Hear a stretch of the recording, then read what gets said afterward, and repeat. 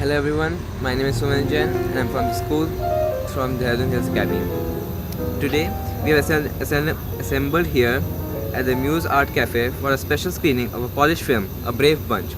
And we have the producer Sofia Pregowska here with us.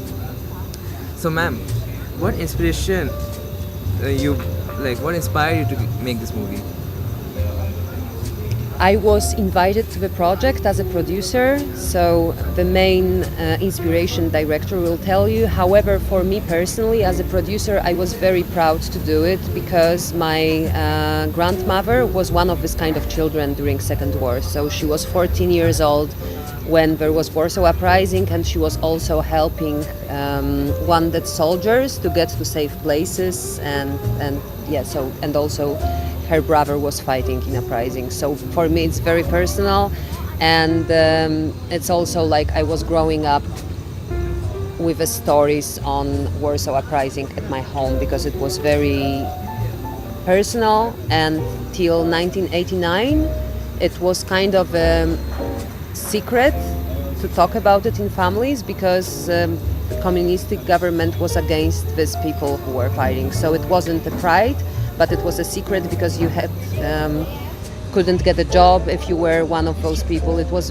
they were also like had many problems after war too. They were never celebrated. They are celebrated now, but before it was dangerous to even say you were fighting there because it was not allowed. Because government were afraid of communistic government were afraid of those people. And please share your some experience being in India. Being in India. Yeah. Some experience being in India. All right.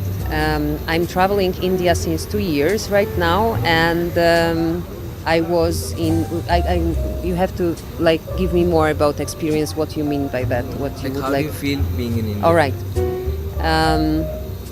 Okay, so I'm traveling India since 2 years now, and I traveled Gujarat, Kerala, and right now Dehradun. I was in Mumbai and in Delhi, and the truth is I looked forward to come here right now because like after 3 months of not being in India, I start missing it.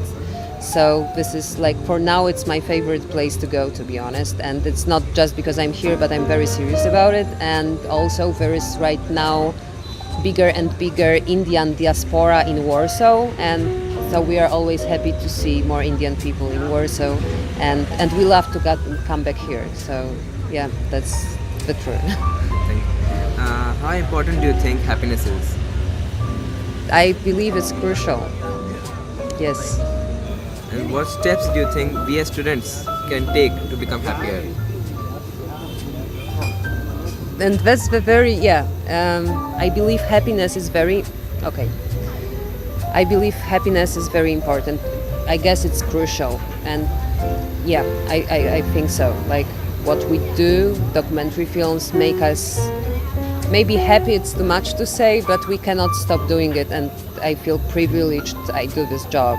Yeah, but to tell the students what they should do to be more happy, I believe mainly you should not let the reality tell you what to do with your life. It's like the most important thing is to do what you want to do with your life, even if it's not popular or other people will tell you it's not worth it. Or like what I learned with my first film, which is not here, is that we decide what's important. It's like you give importance to things you do, maybe this way. So whatever you do, if you do it on 100% and you believe in it, you will be happy because you will feel the matter of this.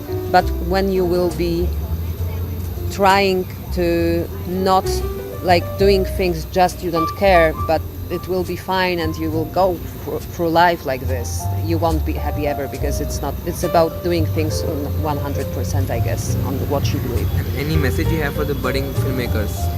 For filmmakers, my message from budding filmmakers.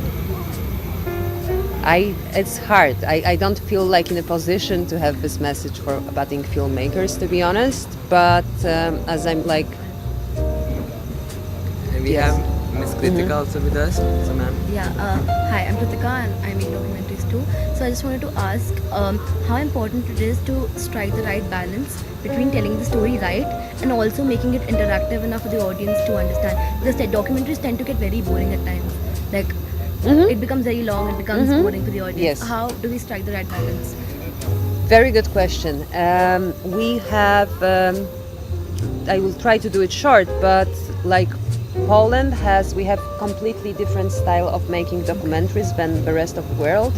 And they are mostly very similar to fiction films. So we make Right. very like observational and very character-driven stories, and we obsessively try not to make interviews because we consider them boring, which is not also like exactly true, which is like, for example, there are many American films which use only interviews, but they are completely amazing. I don't know how they do it, but it's possible. However, for example, in this film, we knew that it will be very hard. Like, I was always bored in school on history. I hated it, and Tom also. And like the main thing was to make the film which child can stand, not like being forced to watch, Exactly. and get excited about it, not being bored that they again have to hear how great and important it was, because you don't listen then. So, for example, with this, Tom decided to like take the most important thoughts from every character, but not too long, and to build kind of a fiction story which you will follow, so you will digest this part which is informal, so it will be attractive for children. And from what we checked, it's very well working, but we didn't know that when we were doing it. And I don't know, like, probably we are the first documentary for children in Poland.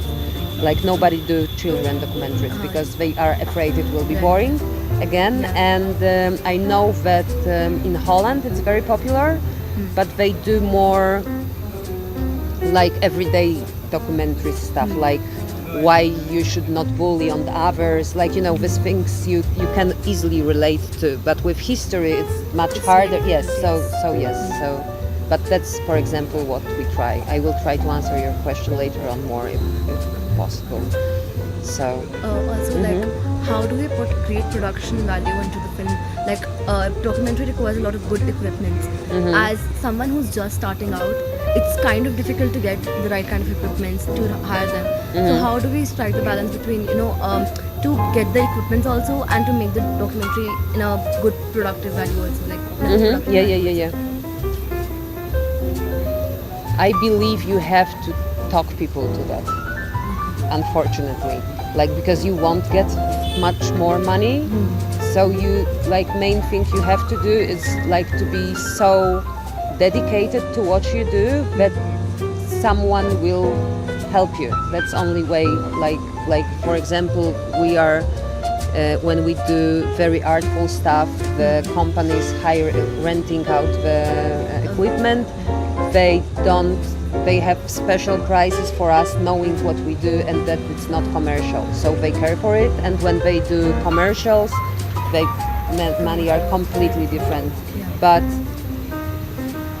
you can't do it with everyone, of course, because there are many companies who would never care about it. But when it's possible also to do it this way. So it's fortunate and unfortunate that documentary is not a business. So then you can also talk people to this, because if they know you're not cheating them for money, but you really do something from, it's a labor of love, if they can, they will help you. If they wouldn't, of course, they can also So cannot. for the last movie, I crowdfunded and like I uploaded everything, and I made a crowdfunding video for the documentary, and it got the kind of money also. But like, see, you also have to see how much production value goes into the film. So I got like 30, but I was traveling from Pune and I was traveling to Dehradun to make a film. And I also had to carry my crew around. So that was like, it's very difficult that way. So how do you get the right sponsors, and how do you talk to people, how do you approach people about such projects? Because crowdfunding works up to a certain level, Yeah. but when it's a big project, how do you do it then?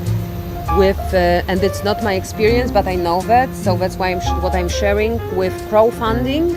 It's known for sponsors. You cannot fund the film with this, but it show them like the lady said before that the editors are checking your Facebook, Right. how many likes you have, because and it sounds ironic, but at the same time it's kind of a measure of your popularity, but not only in a bad way, it's also in a good way in terms of if someone is investing in something which will have an audience. So it's not like just cruelty, you know, they are not bad guys. They are checking if you can get to the audience, if you can do it.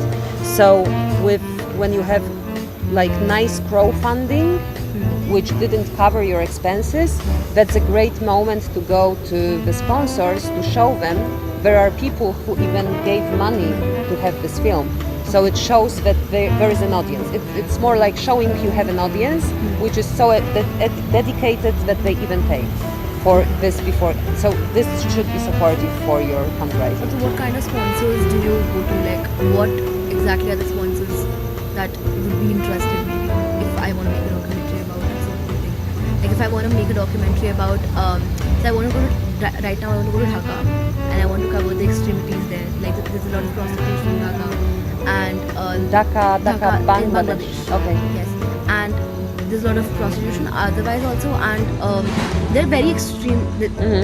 Like it's very very extreme, right? So either it's very very poor or either it's very rich. So I want to cover that, but how do I get the right sponsors for it?